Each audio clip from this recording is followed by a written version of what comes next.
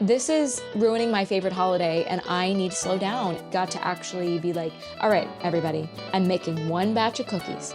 So everybody appreciate them. I'm not going to make 5 batches this year. Welcome to Story and Craft. Now, here's your host, Mark Preston. Okay, here we go. Back again, another episode of Story and Craft.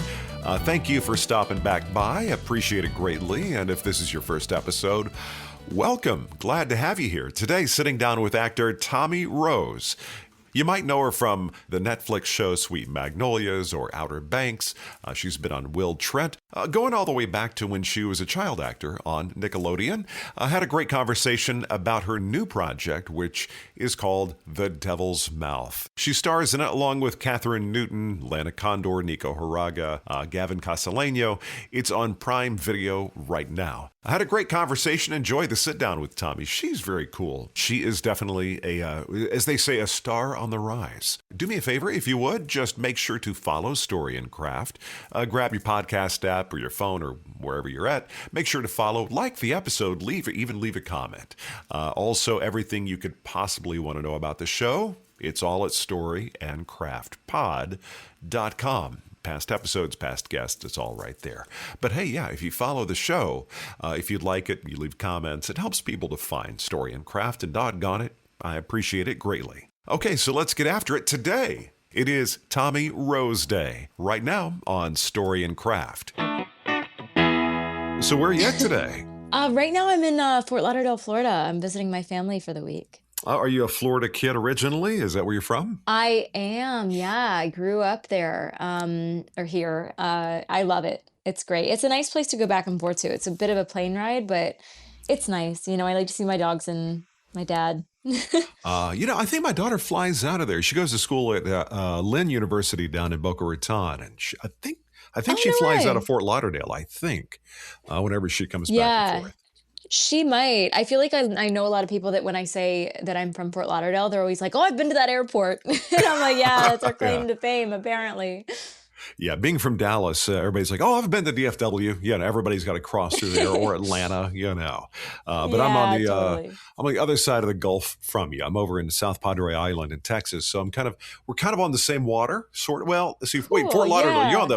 You're on the East Coast of Florida. Yeah. Yeah, so. Yeah. Did you grow up there No, I grew up in in Dallas. Dallas? I'm a Dallas kid, but I spent about 20 years in New Orleans. But my youngest graduated high school, and I made my way here and trying to do that Jimmy Buffett lifestyle thing. My tropical Nice. Mayberry. Love it. Love it. So where do you live full time? Are you usually in L.A.? Yeah, I'm typically in LA. I love it out there. Fort Lauderdale. Let's go back there. What do your folks do there? When you're growing up, are they still working down there? Or Yeah, they're still working. My dad, my dad has, we always say he has a Chandler Bing job where I never know exactly what it is that he does. But I'm pretty sure it's in healthcare. He does sales in healthcare. oh wait, Um, let's go back. Chandler Bing job. I don't have my friend's encyclopedia next to me, but did he just never have a job that anybody understood? Is that the thing, or? yeah, I think that they had like a joke, like an ongoing joke in the series that like n everyone knew he worked, like he did something, but no one really knew what it was. Like he's just got a Oh, big boy okay, job. Like okay. like it was just kind of like, and every time he would explain it to them, they would just be like, you could tell that it wasn't like registering.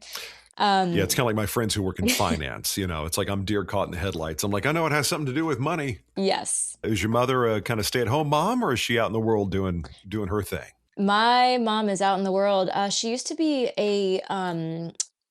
like a fitness trainer. She used to do that for a really long time, and now she manages young kids when they're like first getting into the industry, and she's killing it at that. Or are you an only kid, or do you have Yeah. any siblings? No, I have a little brother. He's actually my roommate out in LA. And my best friend. I love him. But he's a writer director and he's killing it. And his name is Maxim. And he's, I think, 3.5 years younger than I am. Did you start when you were like, how old were you when you started doing the on-camera Oh thing? my gosh.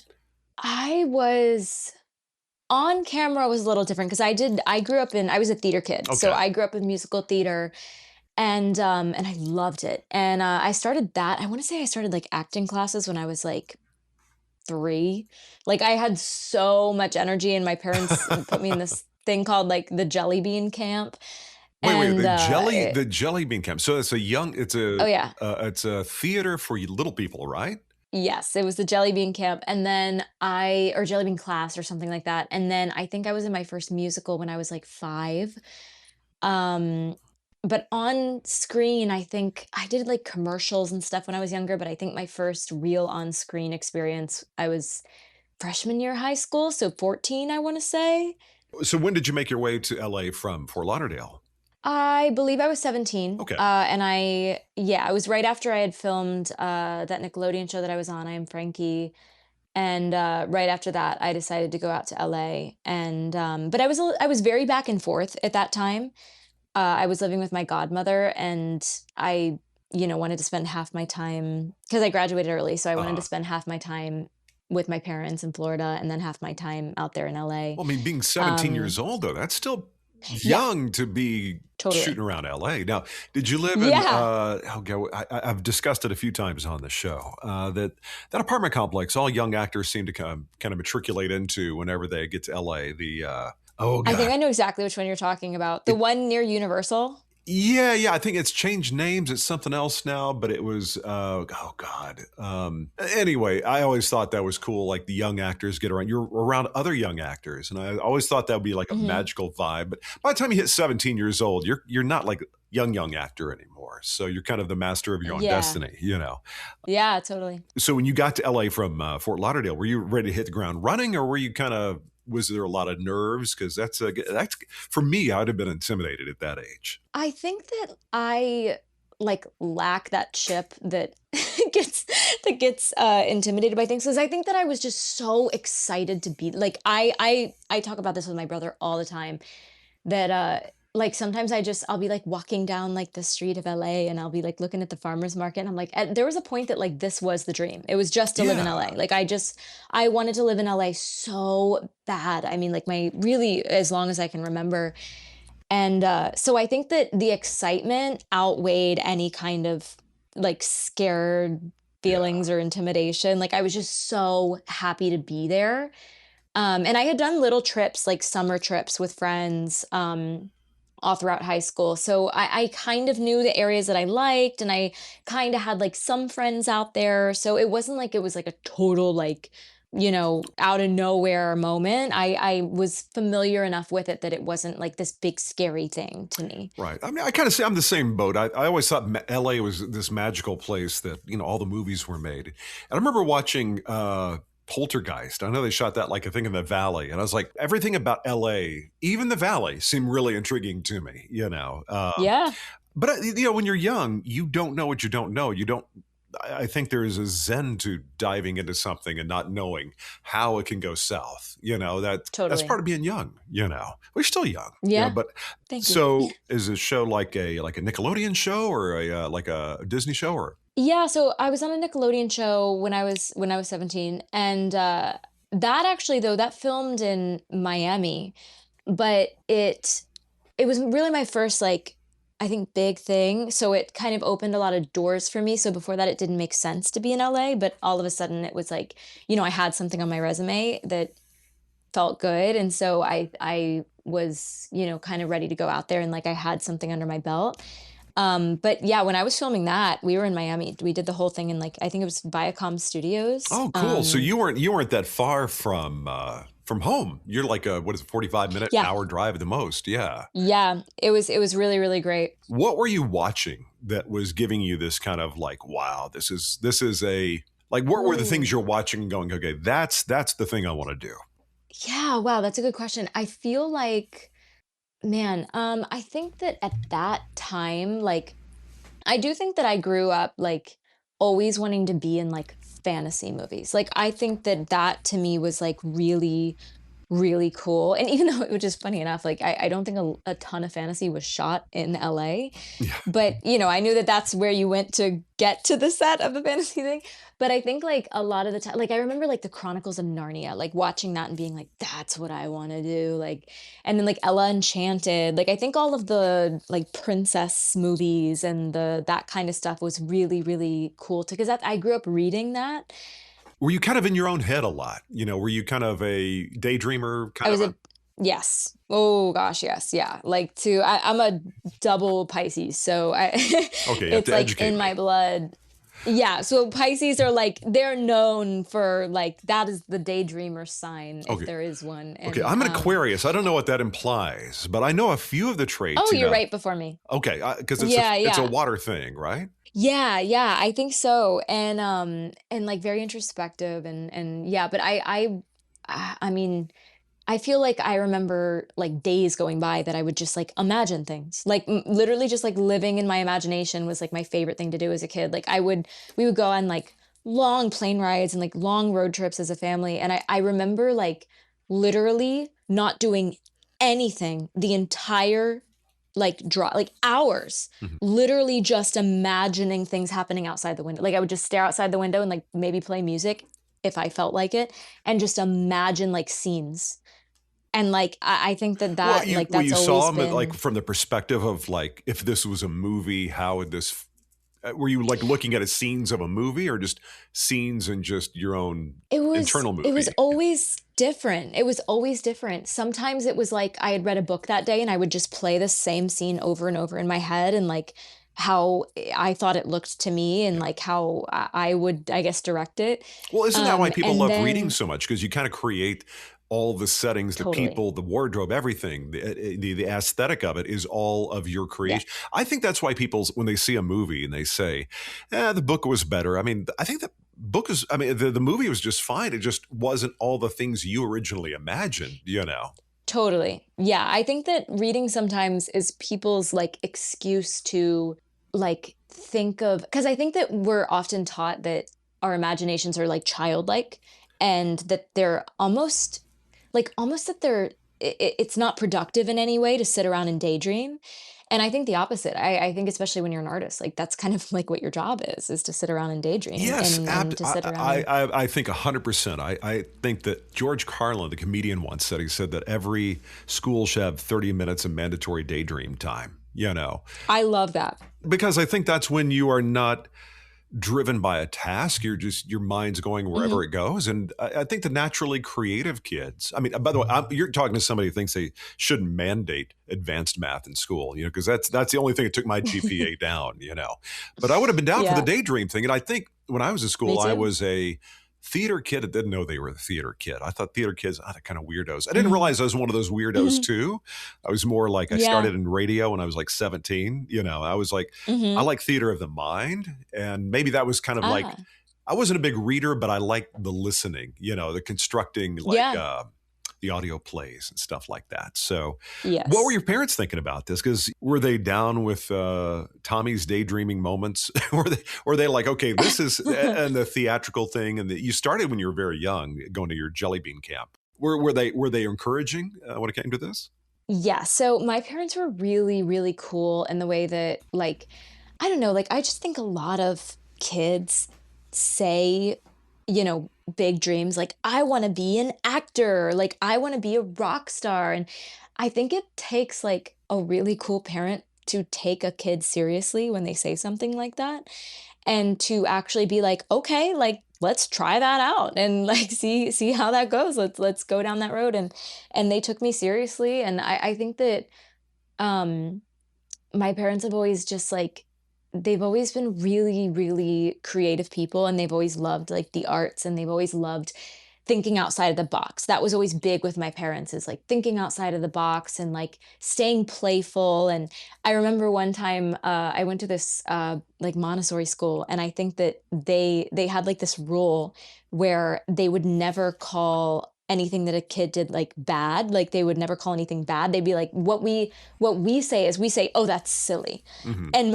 and I remember my parents going in and being like, I'm going to tell you right now, that's not going to work with our kid because she thinks silly is a good thing because Yeah. we have taught her from birth that being silly is a good thing. And so my parents have always kind of had that like they have a playful energy to them. And I Well, think that when that people, I don't mean to was cut you off, but when people say silly, no, no, they go say it ahead. as a reductive thing, like it's a bad thing. And silly is, Yeah. I like silly. I think silly and being able to Yeah. being willing to make mistakes and things that don't work are essential for a creative. Too many Yeah. people in the creative that are on the periphery of the creative ecosystem, most people with business cards, they don't really understand how the product, if you will, gets manufactured. And it's a byproduct of silly, I think, and Yeah, daydreaming, yeah, Um, yeah. so if the folks were supportive of you. And so what were you thinking at that time? You want to be in LA, but were you thinking, I want to be in movies, I want to be in TV, I want to write things, maybe I want to direct? I mean, was there like a little path you were creating for yourself in your daydreaming moments? I was a really, really ambitious kid. I still am. I think I'm just I'm never like my brain is never satisfied. It's always, I think, reaching for the next thing and I'm interested by so many things and I think I've always just been very curious naturally and very just interested in a lot of different things. And so I remember like being a kid and I wanted to like there were so many jobs I wanted to do. Like they would be like, "What do you want to be when you grow up?" And I would list like 10 things. And I remember like so many adults being like, "You can't do that." And my parents were like, "Yeah, you can. Like you Very 100% nice. can. You can have as many jobs as you want when you grow up." So many they're like, "I don't know anybody that keeps one job their entire life." Like everybody, changes it up. So I think that the main thing that I always knew that I loved was I loved to perform. I knew that whether it was singing, whether it was acting, whether it was on camera, whether it was on stage, but I love to perform. I love to put on plays. I love to make music videos with my friends. I love to sing songs for my parents. Like I think that that was always like storytelling in some form was always like so interesting to me and so like all encompassing of all the things that I loved about life and I loved the concept of storytelling, really, whatever Yeah. medium that Oh, no, came I in. dig that more, being able to float and go where your joy takes you. And for you as a creative, just as far as singing or writing, or what other things have you done or are you doing that would be considered creative? Yeah, I do a lot. So I write songs. I write songs like an absurd amount. Like it's really how I process life. Like in any emotion that I feel is like it's turned into a song at some point. But I love songwriting. I've always loved Any songwriting. specific genre that I or is it just the songwriting without a thought about what genre, like country or Yeah, whatever? it really comes without a thought. There was one time that I specifically, or maybe once or twice that I specifically wrote in a genre. Like I was like, oh, I want this to sound like this. But it was really because I mean, one of the times it was a country song because it was for a cowboy movie, like it was something like that where it was like that was really the only reason that I made it specifically a genre. But I think that like songwriting is something that I've somewhat managed to keep like very personal. Like it feels very much like It's I, poetry, isn't it? Really, at its essence, yeah, it's poetry. yeah, 100%. Like I really just do it to process life. I think more that it's like a journal for me. But yeah, I do all kinds of things. I have a few scripts that I've written. I've never done anything with them, but I'm sure I will at Like some point. screenplays or stage stuff? Yeah, Okay. yeah, screenplays. And then I've always wanted to write a book. I also paint. I'm not great at painting. Again, like I think that I just really love creating whatever that may be. And I think that I don't even have to be good at it. Like Well, painting, it's for all telling instance. your I story, don't isn't think it? I'm that good. Even if it's Yeah, painting, it it's still is. some things I think you got to do for yourself. When you're, in your 50s or Totally. 60s, you can look back on this thing you did now, and that's like you're a journal in a way. I think a painting can be like that. More of a Totally. Hey, I'm Andy from the Ultimate Trivia Podcast. The Ultimate Trivia Podcast. Our show is pretty simple. 5 lifelong friends competing on a single topic to see who gets bragging rights. Each episode, Nick, Scott, Brian, Kelly, and I battle through 10 questions on movies, music, science, history, sports, whatever we decide to throw in the blender for that week. Every episode stands on its own, so you can jump in wherever your curiosity takes you. And we don't just stop at right or wrong. We get into the backstory, the origins, the weird facts, and the stuff that has you saying, how did I not know that already? So download an episode, play along, keep score, and tell us how you do. See if you can beat the crew on the Ultimate Trivia Podcast.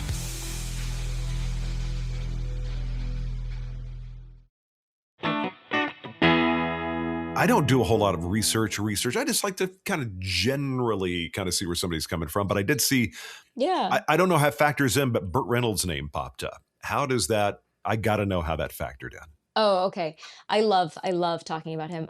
So actually the first real like one of the first like real on camera things that I did that was more like the film or film and TV world as opposed to like musical theater Mhm. was the project that I did with Bert. And I remember, like, I think I was 14 and I was the lead in this web series.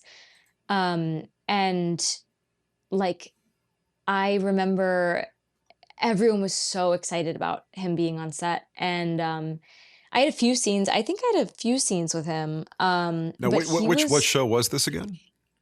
it was called Insanity Florida. I want to say it's on Amazon, but it was a web series. Um, and they really like, it was such a fun little thing. It was kind of like a Gilmore Girls kind of a thing. And I got Oh, to okay. sing in it, which was really fun. It was like this town where like singing was banned or music was banned. And like, of course, like my character's dream was to be a singer. And like, it was really cute actually. And I was so lucky to get this as like my first kind of experience with film and TV because it honestly was the experience that convinced me that I wanted to go that route, at least for now, over theater. Um, I just loved it. I just had such a great experience and felt so in my element and I felt like I kind of because it was one of the last projects that Bert did, so I kind of felt like I had like and he was so kind to me and he was so sweet, and I remember so many people on set coming up to me and being like, "He loves you." And I was like, "Yay." I don't know what I did, but, Well, did you ever see any of the but old Smokey and the Bandit movies by any chance? Or yeah, well, what's funny is I was so young, like, when we did it, and I do this thing too that, like, anytime that I'm gonna be in a project with somebody and I know that they've done something that like people love, I like cannot watch it until after I work with oh them. yeah, yeah. I can't, or like I'll get all psyched out and I'll be like, oh my God, they're so good. Like it'll like totally trip me out. So I have to not, and then like once I know them and I'm comfortable with them and familiar with them, then I can watch their work and then I can be like, oh my gosh, it was so fantastic. So I think I actually ended up watching Smokey and the Bandit while we were filming, but I knew I had to meet him first so that I wasn't like totally, like I could go in and be a normal person. Like I was like, as close as I can be to a normal person, I'll be good. And so I met him, we formed, a relationship and he was so fantastic. And then I watched the movie and then I remember talking to him about it. But yeah, he's just so cool. He's so cool. Did he have any words like that you picked up on or advice, that he gave Oof. you where you were like, all right, this is some boiled down wisdom I need to hold on to.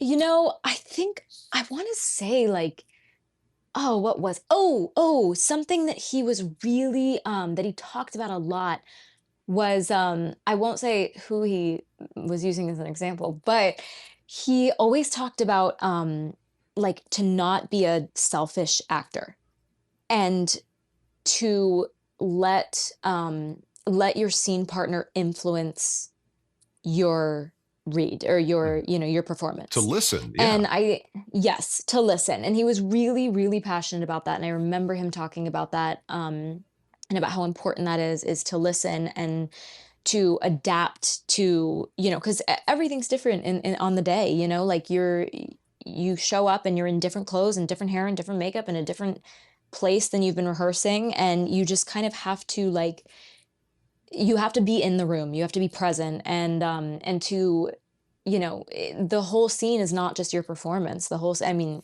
it's very rare that you're not with another person Uh, in the scene. Being able to have that, I think when you're young, there is a great benefit to being around your contemporaries, but also tapping into that gray hair thing, the people that have been around Mm. that have some stories to tell. Yeah. Is there anybody else that's kind of floated into your ecosystem that you thought of as kind of a mentor or somebody that you kind of wanted to pattern part of your career after kind of their jam, what they did? Ooh, the person who comes to mind is two come to mind actually. Peter Coyote, I worked with The on The Girl Who greatest, Believes he's in the greatest Miracles. narrator of all time. He is a lovely man, lovely human being. I adore him. Um, he was just so fantastic to work with, and he was so like had so many cool stories. And then another one that was great was I worked with Mina Suvari. She played my mom in this film that we did, and she like also just had like so many incredible insights, and like, and she probably gave me more advice than like, she really sticks out when I think of like someone that actually like gave me like advice. She was, I think, kind of in the same space you are. You're making me feel old going, Mina Suvari played my mother, and I still reference her as the young actor, you know. Oh, she's so beautiful, and she's so intelligent. It was really cool to work with her. Yeah, but both those two, like if I had to choose, I think that those two like probably gave me the most advice that I like still remember and still implement.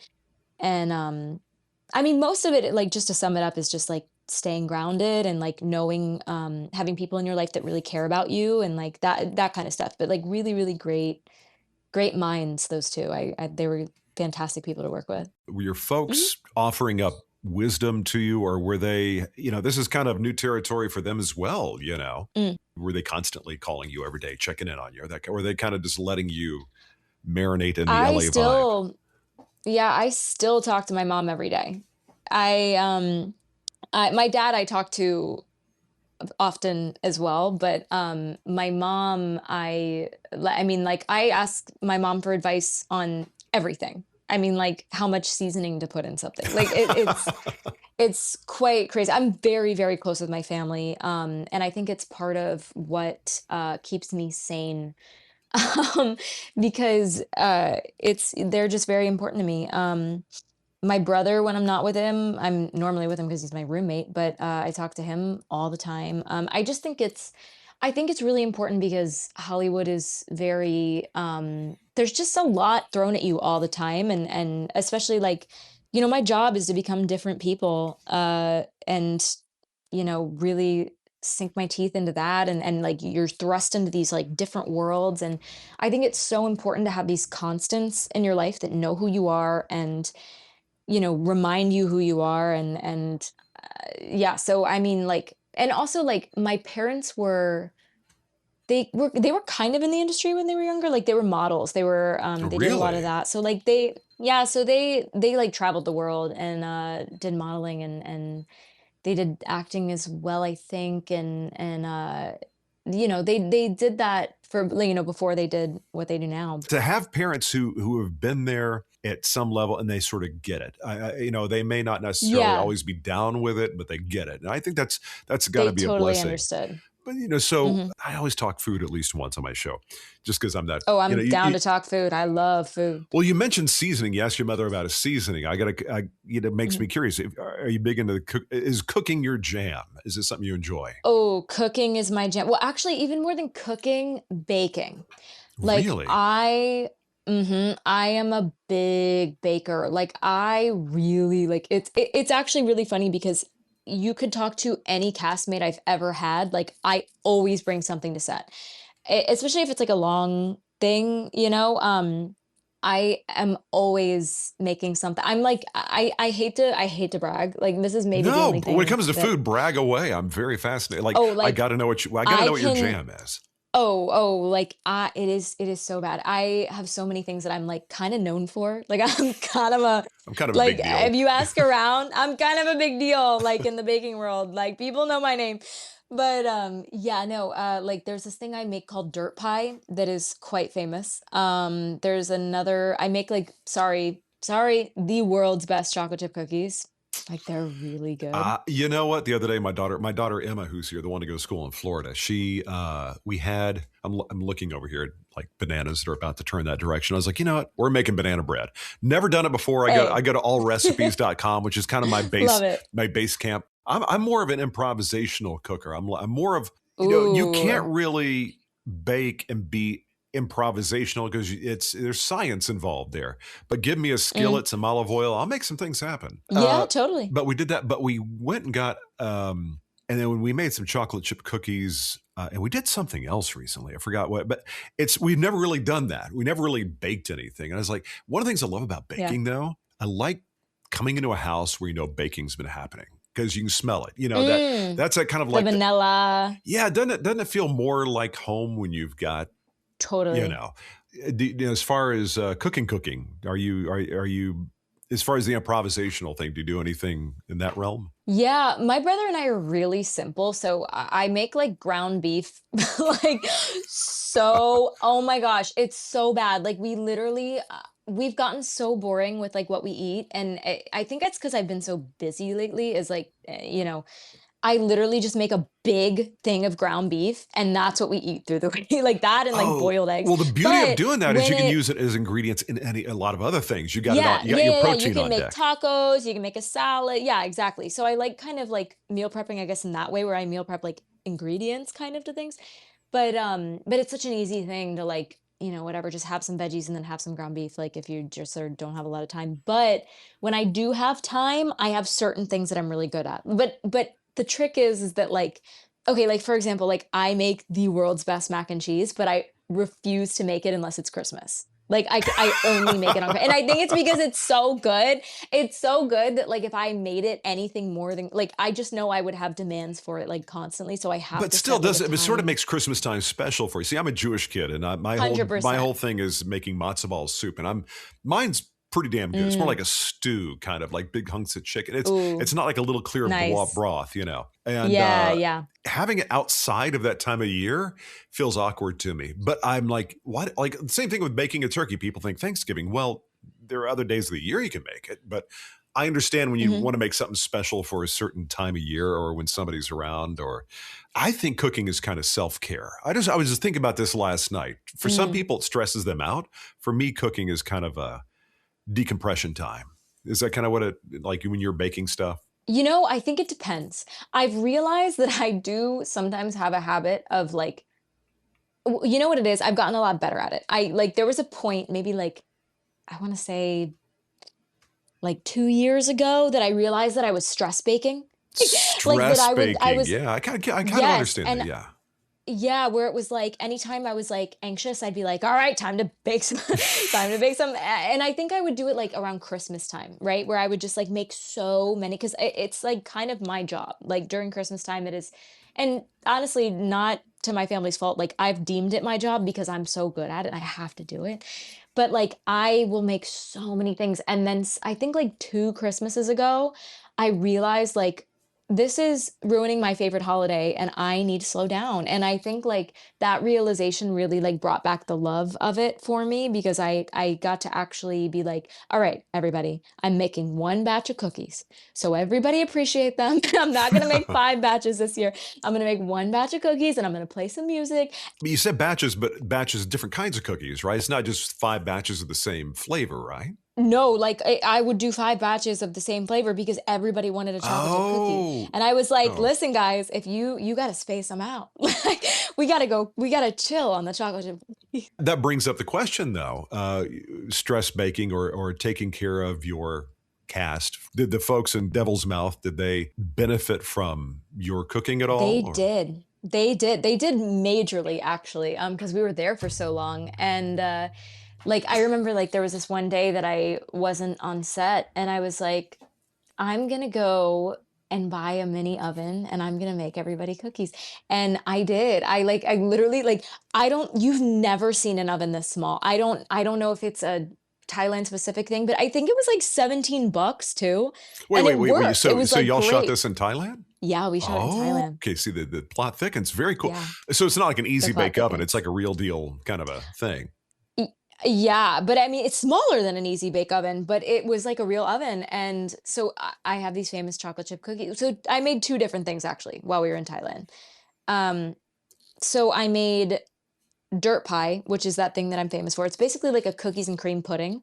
Yeah. But like it's legendary. It's really Wait, is good. it that thing that kids Um, sometimes make and put like the gummy worms in and stuff and make it look like dirt? I think about yes, That's the idea, but nobody makes it. Like, mine is so like, my family's been making it for years, and, like, all of my friends since childhood like, sometimes I run into friends from childhood that I haven't seen in years, and they're like, "Oh, I remember your family used to make that dirt pie." And I'm like, "Yeah, that is what we're famous for, what can I say?" But yeah, so I made them that, they all loved that, and then I also made them the chocolate chip cookies that I make every Christmas, but I actually I'm now remembering that I made an abridged version of both of those because Gavin doesn't like chocolate Mhm. and I didn't want him to be left out. So I made him the dirt pie with like the blonde Oreo cookies. And then I also made, instead of chocolate chip cookies, I made like some of them that were, I think they were like maple and coconut or something, because there were these Okay. like coconut crisps that we were obsessed with that we would eat all the time, like on set, because they would give us these bags and they're so good. They were like really sweet. And so I made that be like the crunchy thing instead of the chocolate chip. So I made a lot. I kind of came up with new things while I was there, but Well, I'm yeah. curious. Being in Thailand, that's one place I've always wanted to go because I think Thai cooking Mhm. is just kind of magical and awesome. But what did you dive into the Thai cuisine when you were there? I could talk about the food in Thailand like a ridiculous amount of time. So yes, I first of all, like pad thai, right? Pad thai is amazing. We had a lot of it. But the thing that I daydream and mango sticky rice, a lot of mango sticky rice. They Oh, would bring it to us on set.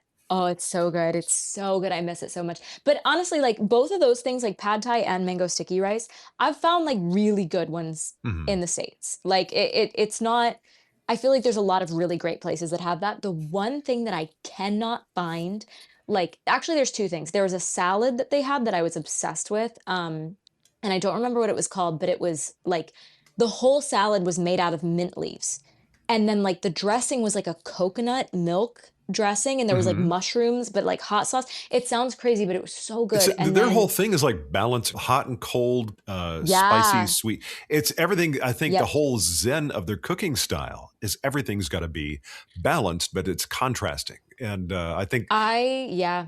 God, I I'm came so home and I hungry was now. like, no, I know, me too. I came home and I was so disappointed because like everything that I tasted so like I was like, there's no seasoning in this. I was like, Mhm. I forgot. Like it was everything there was so flavorful. And there was this one thing there that every time I order it here, and I found places that like serve it here, but none of it even tastes close to the places that I would get in Thailand.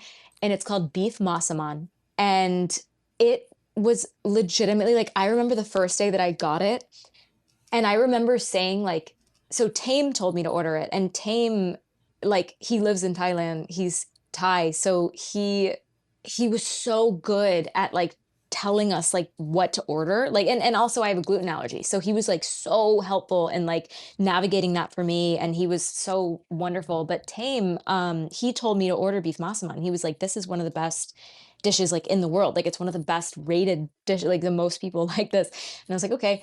And I ordered it, and I remember saying to him, I was like, "I'm not kidding you. This is the best thing that I've ever had in my life. Like, this is the best dish I'm that I've writing this ever down had." here because now I'm curious because sometimes I just like the challenge going, it's not going to be as good as where you get it, authentically, but I'll get a recipe and I'll start playing around with it, mussaman. Okay, I got But to try that out. let me tell you, I've ordered it so many times in the States, and never once has it even tasted, like, similar. Like, Really? not a single time. It is a totally different thing. I don't know. Well, first of all, there, like, it's like a slow, like, it's like a, I think it's, obviously it's beef, but it's like slow roasted, so it's like pull apart. It's like so soft. And like there's like almost like a broth, but it's thick and it's red. And anytime I've ever ordered it in the States, it's like orange. It's like a cinnamony kind of a thing. Oh, yeah, yeah, yeah, yeah. But there it's like a deep, it looks like my hair. It's like a deep red. And I I read somebody describe the food. It's like the color of my hair. yeah, no, I actually dyed my hair to match the beef massaman. But So like, you are definitely you've definitely bought into the whole beef massaman thing. It's like it's your identity now. Yeah. oh, totally. Yeah. I live by it. But it was so good and it was so incredible. Yeah, the food there was just crazy. It was just crazy. It was so good. I don't think there was one place that I went to in Thailand, and I ate a lot of places, and I don't think there was one place that I went to that I was like, that was okay. Like everything was so good. They just really know how to flavor things. It's So just how long so was the shoot there? feel like I was there for like I want to say 2.5 months. Oh, okay. So you had a good long stretch. Okay. Yeah, yeah. The first 2 weeks we were in Krabi, and then the rest of the shoot we were in Bangkok. Um, so Krabi was like all of like the on location, like outdoor, like the beach things and like anything that wasn't. So Bangkok was all in the studio. Um, which basically like they had these giant, it was incredible. They had these like giant like aquarium sized tanks built to like look like caves. Hmm. um, so that all was obviously in a studio, but everything that we shot in Krabi was like the real stuff. Was like the boat and the outside of the caves and all that kind of stuff. But it was amazing. It was really really cool. But both of them were great for different reasons. It's one place I've always wanted to go, but I think as far as this, without giving anything away, without giving Mm. spoilers, how do you factor into the story of The Devil's Mouth? So my character Adrian, she is a part of the friend group of five that goes to Thailand for vacation. And they find themselves in a very sticky situation when they're trapped in a cave with a shark. Hmm. And Adrian in this friend group is she's so fun. She's so cool. I always tell people that my favorite, like the thing that to me really stood out about this movie was like how interesting the characters are and how interesting their dynamics are. Like I just think that they're very interesting people and they feel very real to me. And Adrian, yeah, I mean they've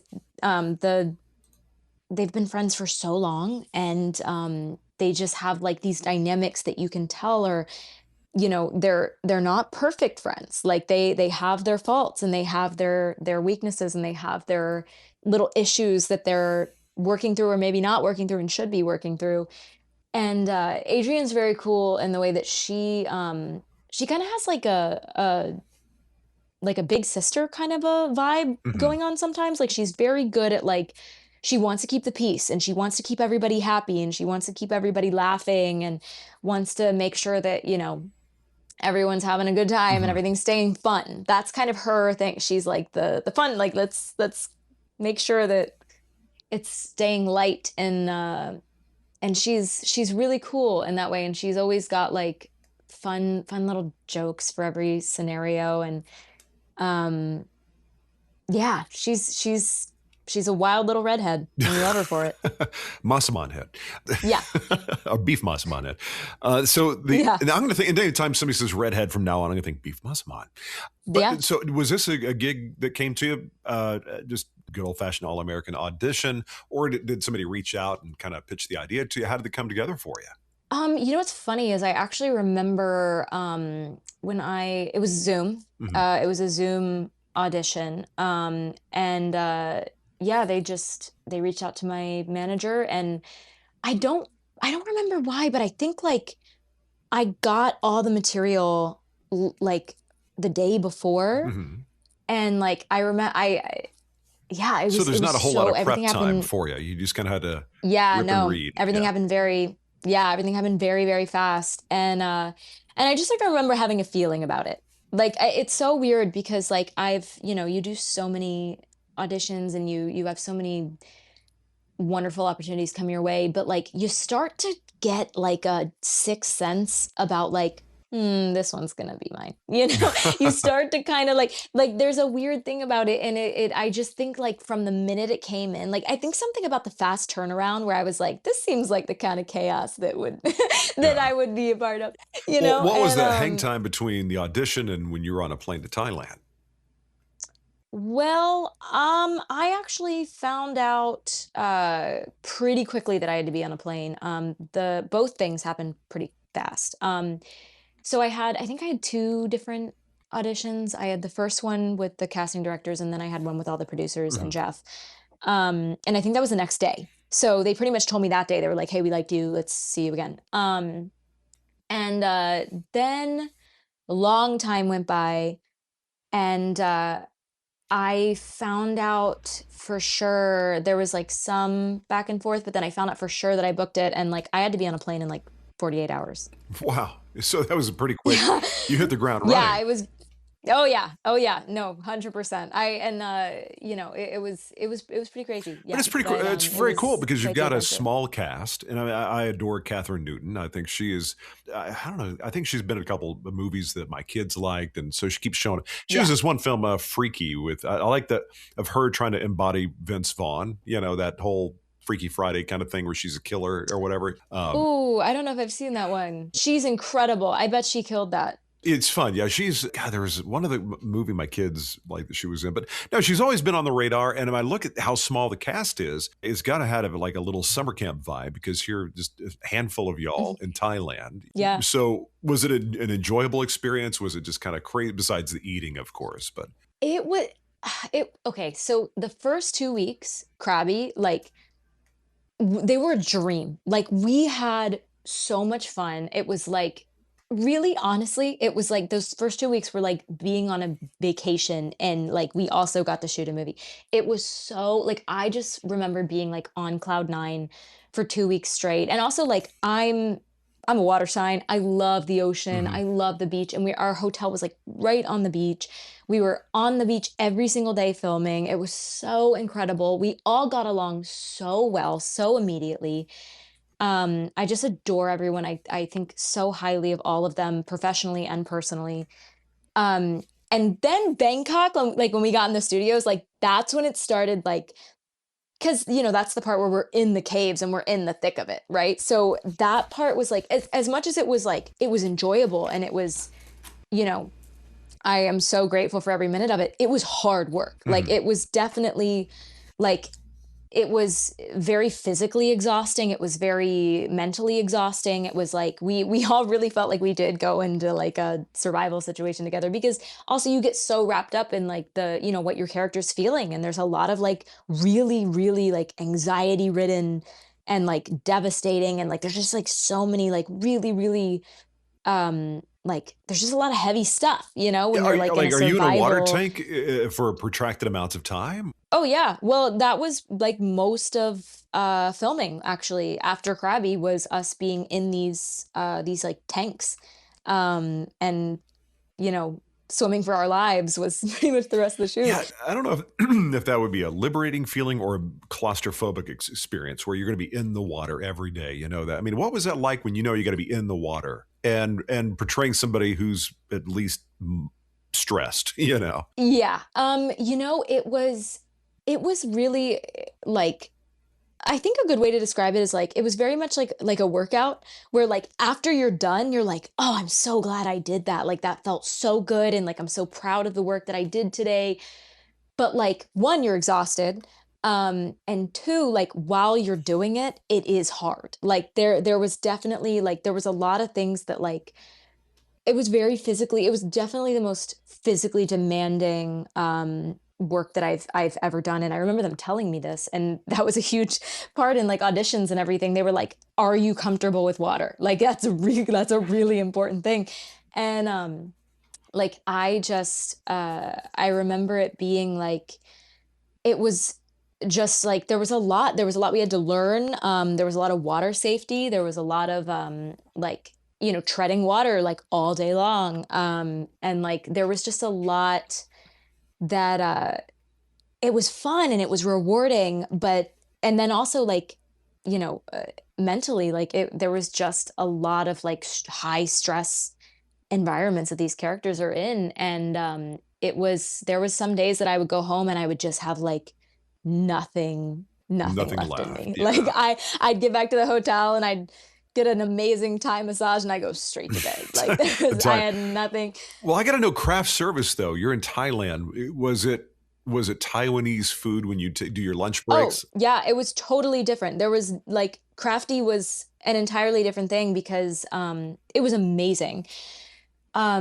So we had an entire like our whole crew was Thai, and it was like so cool because like we really did feel like we got like such a cool sense of like living in Thailand, as opposed to like just if you were just like went on vacation there and like all of the snacks that we had at Crafty were, you know, from Thailand and they like I was talking about those the coconut crisps that I put in the cookies for Gavin, like we were obsessed with those and like I have yet to, a good comparison actually. The only one that I found is kind of like that is I think they're called Dang.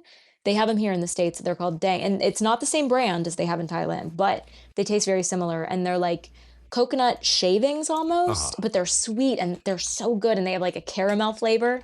And then also, I could talk about the food in Thailand like all day, but like also they had this coconut water. And when I tell you, like, I've been the biggest fan of coconut water for a long time before I went to Thailand, right? I was such a huge fan of like so many brands. And then I went to Thailand and they ruined me. It ruined me. I can't drink coconut water anymore here Yeah. because none of it, I'm not even kidding you. It tastes like melted ice cream there. Like they have this, and there's this one brand, and I took a picture of it and I would order it all the time. I brought like one home. I think I like tried to smuggle it home with me because like I was so addicted to this coconut water and we would find it at Crafty and we would like save them for each other and like it was so funny. Like I can But imagine international coconut water incident at the airport. yeah, I know. No, really. But it was so good. It literally tasted like melted ice cream. Like it was so, so, so, so good. So we had that a lot. They brought us all kinds of stuff that like we had never had before. And like we were just like, okay, we trust you. But they would, yeah, and they were so good because I have a gluten allergy. So like I remember getting there and being really scared. And like we On and Fawn, who were on our crew, like they were so good at like finding me like things in Thailand that were gluten free, and it was really really great, and they were fantastic.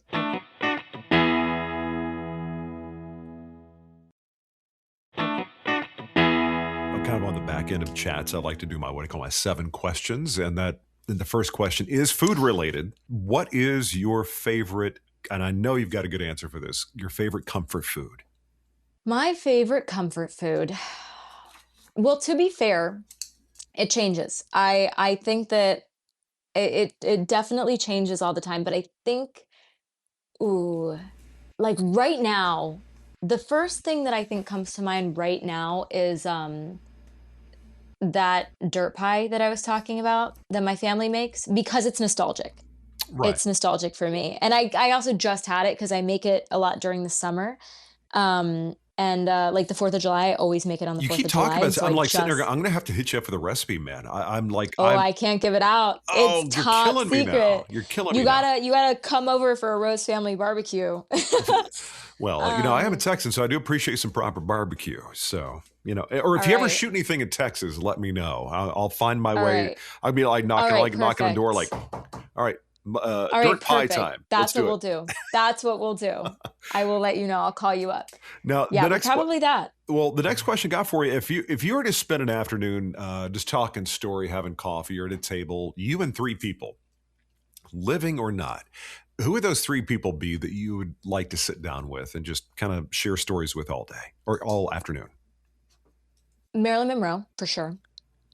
Um, she's a big deal for me. Everybody who knows me knows that like I've got an affinity for I've always loved her. I used to really actually kind of a fun story, but I remember when I was a kid, I used to like hate that I had this like beauty mark because like none of my friends had it and like none of the Disney princesses had it and like I just didn't understand and I hated it. And my mom showed me pictures of Marilyn Monroe and she was like, this is known as like one of the most beautiful actresses of all time. Like this is, Well, same thing. it Cindy like Crawford, same thing. I heard something mhm, years ago. They said that the most beautiful people in the world have what would be perceived as one imperfection, but that's what mhm. amplifies the rest. I forgot where I heard that. It was a photographer who was talking about something, but he was Yeah, referring to yeah. like Cindy Crawford. I think was what he was Mhm. referring to. But no. So Marilyn Monroe, but she had her own like epic story, as well. Yeah, and I think I also have so many questions. Like I just think that I would love to speak to her. I also think, oh, this is such a good question, and I ask people this very often. I feel like also, man, I feel like I feel like Jesus is like an obvious one. Like I got a lot of questions for him too. Mhm. And then like maybe I feel like I'm such a Wes Anderson fan. And so I think maybe him. Today that's my answer. I feel like it changes every time someone asks me, but I feel like Marilyn Monroe is always there. Yeah, those three: Marilyn Monroe, Jesus, and Wes Anderson. I mean, just to listen to them talking What a amongst table. no, but them talking to Yeah, each I don't other even need to though. say anything. Yeah. Yeah, I don't even need to say anything. I think those three. But yeah, Wes Anderson is just, I mean, I don't know if I could operate at that level of perfection in every scene and not lose my mind. Like everything he does is just so perfectly composed, you know. Um, Yeah. again, I think he went to University of Texas. So I got to give him props. Oh, I nice. got I think he was, Yeah, got a rep. I got to, also, McConaughey and all, got to give my Texas people props. Yeah. Now, going back when you were young, when you were little, or not little, but who was your very first celebrity crush? Oh, I feel like I had crushes on cartoon characters before I had crushes on real people, and also like fake people. But I think like if I Well, when had, you say fake people, you mean like a character or a? yeah, like a character in a book. Like I read a lot, Oh, and I okay. think I had a lot of book crushes. But I think that if I, and again, like I feel like even when I think of it, like I had a huge crush on Thor. Like when I first saw the first Thor movie, Mhm. but it was Thor. But you know what? It was Chris Hemsworth. It was both. Yeah, I think that I watched But he's such an the first unattractive guy, Thor. though. I mean, I don't know why he would have a crush. I mean, I he's just, know, I plus know, he's got that super unpopular He's opinion. got that Yeah. stupid Australian accent, and I mean, there's nothing about him that's appealing, And I'm just kidding. No, I mean, I'm Yeah, sitting there yeah. going, he's one of those guys that makes us the rest of us guys go, we got no chance. But he's plus he's got a great sense of humor. But yeah, I Mhm. think it is funny you mentioned that thing about books because I think when you read books, sometimes you go, if I met somebody like this, you just kind of have you internalize their personality and go, I can make a Yeah. connection with this person. That's Yes, like I remember specifically like when I was younger, when I was reading the Percy Jackson series, I was like the same age as mhm. Percy Jackson, and I just remember thinking like, this is my boyfriend."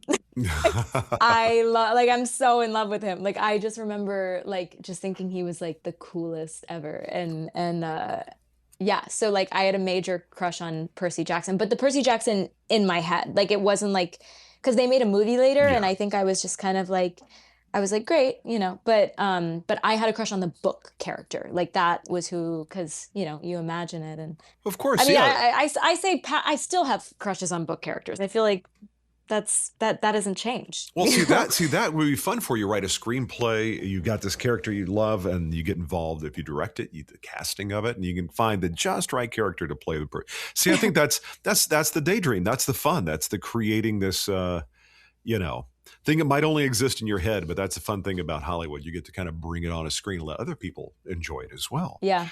Now, if you're Yep. going to be, let's say you're going to live on, next question, you're going to be on an exotic island somewhere you really want to be. It's awesome. You're going to be there an entire year, but there's no streaming. So if you want to listen to Mm. music, you got to bring one CD or a box set. And to watch a movie, one DVD. So you can bring one CD, for music, one CD, one DVD that you can Ooh. watch and listen to over and over again. What would those be for you? Ooh, okay. I think the first thing that came to mind with movie was either Enchanted. I love the movie Enchanted. Mhm. And there's music in it. Or it would be Pride and Prejudice. I literally just watched it, I think for like the third time this year, like 2 nights ago, and it is so good. So maybe one of those two, but I might go with Enchanted just because there's music in it, and that is important to me. So there's a little sing Because along aspect. yes, yes, and it's also like whimsical and princessy, and I feel like Enchanted might be my way to go. Um, and then I think what was the other? What would the One CD be? an What would the album. music be for you? Oh, yeah. So that one's hard because I feel like I'm a song person over like an album person, Oh, if that okay. makes sense. But if I had to go with one, I feel like I really like Toys in the Attic, Aerosmith. but I also really like, there's some Arctic Monkeys, albums that I love, but I feel like I would take Aerosmith with me. I Very think I good. would take Toys in the Attic Aerosmith, yeah. Well, side question: who for you, songwriter wise, who do you think writes music you like? Where you're just, it's almost like there's a great melody, there's great music to it, but you really, sometimes there's some songs you just really hear and feel the lyrics. Who writes music for you like that? I think, so funny because he's literally one of my favorite artists, and I every time I panic with saying his name, I think it's Hosier? Hosier. Hosier? Oh, Hosier. Hosier. okay. Yeah, yeah, yeah. And every single time I panic and I say the wrong one, and then I'm like, I almost have to say it out loud wrong to say it right. But anyway, Hosier. You're the Um, second one. You're the second person to say that, of all the. I I I think that he is so he's so poetic, so good. But I think him, I really, really respect his just the way he articulates things. I think it's really interesting. And then also, I have to throw this one in there. I think she might be the person that made me start songwriting because I think there was one point in my life that I was like, I want to sing, but I am not a songwriter. And Dodie Clark, she was huge on YouTube when I was like in middle school, and now she's like, she's on tour and everything. She's doing fantastic. But she just, I remember like back when she was just like posting YouTube videos, and I thought like I had like discovered her, like Mhm. that like Yeah. in my middle school brain, this felt very like secret to me. Like I didn't want anybody else to like listen to her music because it was mine. And I think that I just something about like the way that she has a song that I think is so brilliant, Intertwined.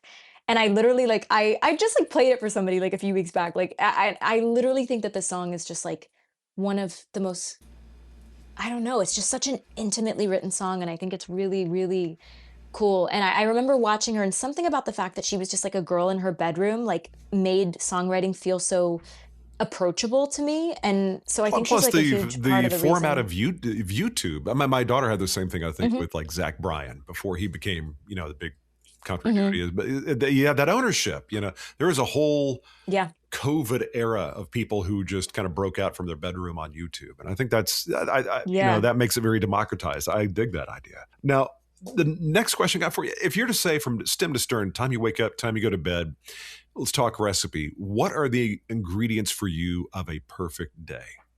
These sound very similar to the questions that I always ask my co-stars like on the first day of set, by the way. Really? Very, Well, very great similar. I minds. I It's, I, I have like, yeah, exactly. So my perfect day is I have a very specific morning routine. Like I'm crazy about my morning routine, and like no one, like everybody that loves me knows, like do not disturb me for the first like 30 minutes of me waking up. Like it is very important that I do this. people that do So that should be imprisoned. I think that in your first 30 minst of being up, that want to have you hit the ground running, like, leave me it's a alone. sacred space. Yes, It's a yes. sacred space.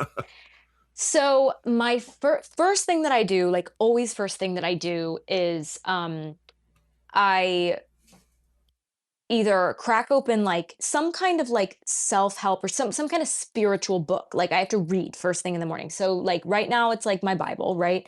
I'll read that, and then right after that I have to put on my good morning playlist. Like immediately after that. Are you saying metaphorically it's your Bible or literally the Bible? The Oh, Bible. okay. I got you. Yeah, the Bible. In like a super cool chill way. But yeah, The I Bible in a super cool chill way. No, I didn't know if super there cool was like chill a way. book, like self-help kind of thing you're reading, and for you that is like your Bible, or you mean the No, Bible so Bible. Yeah, you mean, okay. yeah, yeah, I actually grew up in a Christian school, and I it's so funny because I like I realized that I've never read it all the way through, like start to finish. And I was like, I literally grew up in a Christian school, and I just like took what everyone said to me as like law, and I was, and I was like, maybe it's time I like read it for my own and like come up with my own interpretations, and like, and like explore it that way and like make it my own experience, like my own relationship with God. And that's been really fulfilling for me, and it's been amazing. So I do that every morning, and try to um, connect with my spirituality in that way. And then after that, I uh, I play my good morning playlist, which I am. crazy about this playlist. Like, I swear by this playlist. I love it so much, and it's called, The World Is Good and So Am I. Is this like a And Spotify playlist or? yeah, I made it, and, it's a Spotify playlist, and it starts my day off like, I can tell a difference in my mood when I, like, forget to play it or, like, I don't play it.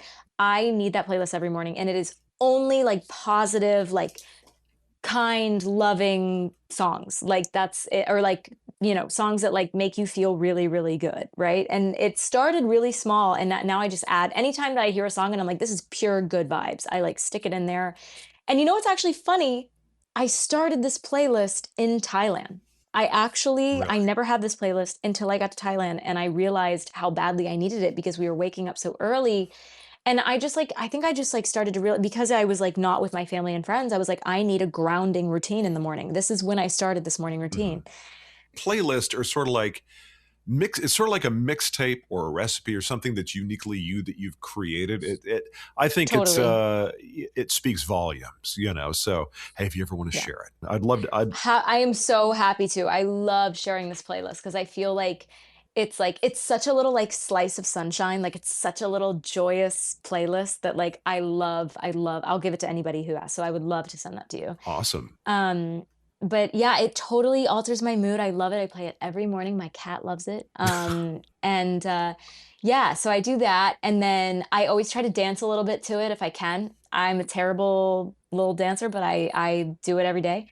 Um, and yeah, and so I do that. And that's like definitely the start to my perfect day. And like I have a fun little breakfast that I do every day that are like all little health things. Um, and then I feel like after that, I get 10,000 steps every day, so I feel like some kind of walk somewhere, like, really nice, like, with, like, perfect weather is, like, Hmm. like, any kind of, like, really nice walk that I could get in, like, I love, like, looking at little shop like, my favorite type of day is, like, somewhere that, like, somewhere maybe even, like, somewhere I love newness, so, like, maybe my perfect day would be some kind of, like, new town to explore and, like, little shops Yeah. to walk in so I can get my steps without, like, thinking about it is, like, best case scenario. So that, there's gotta be a sweet treat in there. There's gotta be a fun iced coffee or iced matcha. That would definitely be a part of my perfect day. And then the people. So like I love being around people. I'm such a people person, like to my core. I love people.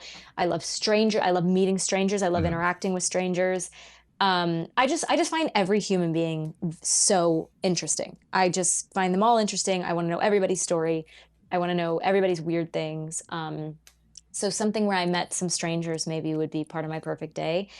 And maybe a burger or some sushi. I like both those things. I feel like they would both have to Oh, be, you know, so you yeah, don't discriminate something. when it comes to food. It's like, you know, I got a couple ends of the scale. I miss good sushi. Yeah, That's one thing I can't really get yeah. here on the island. Well, we got Oh, penicillin, yeah, but that's yeah, tough. um, Yeah, I love some good sushi. There's so much good sushi in LA.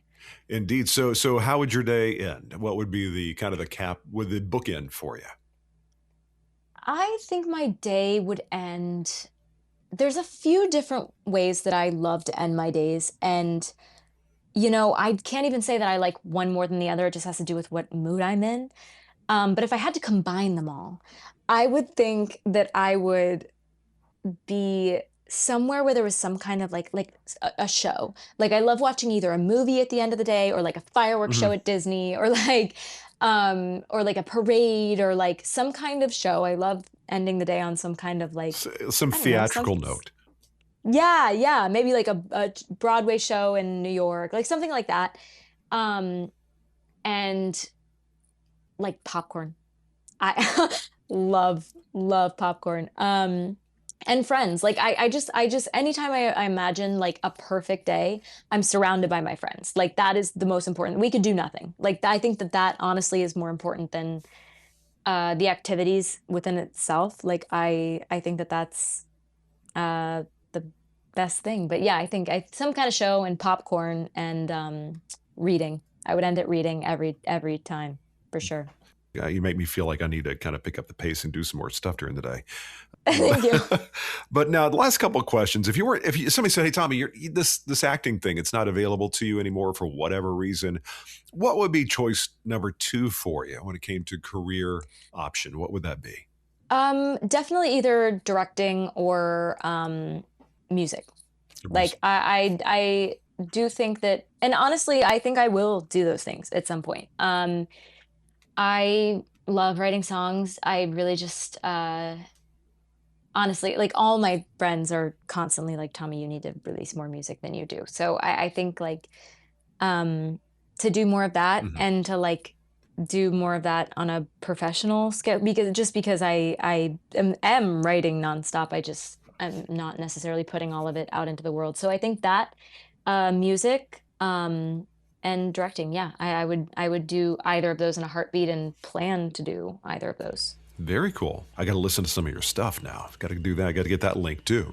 Thank you. um, Yeah, yeah. Now, the last question I got for you: if you had that DeLorean, you could jump into and you could cruise back for a few minutes to when you were 16 years old, and you can sit down with 16-year-old you and have a conversation and offer a bit of advice, wisdom, whatever have you. What would that be?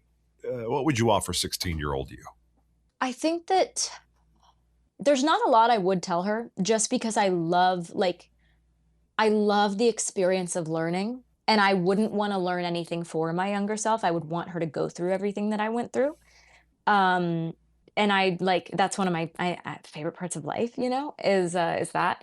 But if I did have to tell her anything, I think it would be, um, to that, like, life is the lens that you view it through, and the most important thing before every important day and after every important day, like, you need to know who you are, and you need to, because it makes everything okay. Like, and I just really think that, like, also I think that, you know, like, mindset is everything, and, like, being grateful is everything. Like, I think that the core of like being a happy person, like a truly grateful happy person, is like gratefulness and gratitude, and like being able to find that in any situation that you're in. Oh, I'm in that. I'm really catching myself during the day. Every time I say I have to or I need to, or and this is like a weird thing. I've in the last couple of weeks. I'm like, I'm saying that more than I should. I should be saying I get to, as opposed to I have Yeah. to. I love, Tommy, what you said is know who you are. I don't care Yeah. what age you are. Sometimes it's Hmm. depending on the people you're around, you can kind of fall out of phase of where your center line is. You know what I mean? And reminding Yeah. yourself of that every day is, I think, mission critical for as a practice for a young person, especially a young lady. To tell you, Hmm. don't let the world define you. You got to tell how. Yep. I once had I do a lot of voiceover. I had a coach in LA once, about 25 years ago. She said, you got to tell the world how to feel about you. And Hmm. and that's when I coach talent now. That's one of the things I do is like, you got to tell your story, man. And, Yeah. but I think you've done a remarkably cool job at telling your story. Both, Thank you. I'm going to get that dirt recipe for you from you one way or another. I'm going to go, that's Give me a truth serum. Like, get it out somehow. yeah, I love to see what that police report looks like. It's like, okay, why did you sedate this person? Well, they have this recipe, man. Yeah, she wouldn't stop talking about it. What was I gonna But do? Tommy, this has been a real pleasure for me, and I'm This has excited to been see great. the Devil's Mouth. Absolutely. Well, Yeah, thank you, please. best of luck to you, and I really do hope we Thank have an you. opportunity to hopefully connect down the line at some point in time. Yeah, yeah, 100%. This was so lovely. Thank you for talking with me today. All right, there you go. Tommy Rose. Chill, fun, enjoy the conversation. The new film you can check her out in, it is called The Devil's Mouth. It is on Prime Video right now. Saw it the other day. It's a fun ride. It's a fun film. Watched it with my daughter Emma just the other day. Do me a favor if you would. Make sure to head to storyandcraftpod.com. Everything you could possibly want to know about the show, past guests, past episodes, it's all right there. Also, if you would, do me a small favor and follow Story and Craft, whatever platform you use, whether it be Apple or Spotify or YouTube even. Make sure to like the episode, follow the show, helps people to find it, which is always really cool, and I appreciate it. Okay, I'm going to get on out of here. I want you to do me a favor and have a great rest of your week or weekend. Hey, whatever you're up to.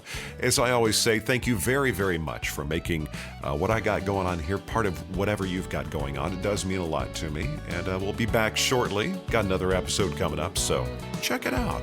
But you take care of yourself, and we will talk soon right here on Story and Craft. That's it for this episode of Story and Craft. Join Mark next week for more conversation right here on Story and Craft. Story and Craft is a presentation of Mark Preston Productions, LLC.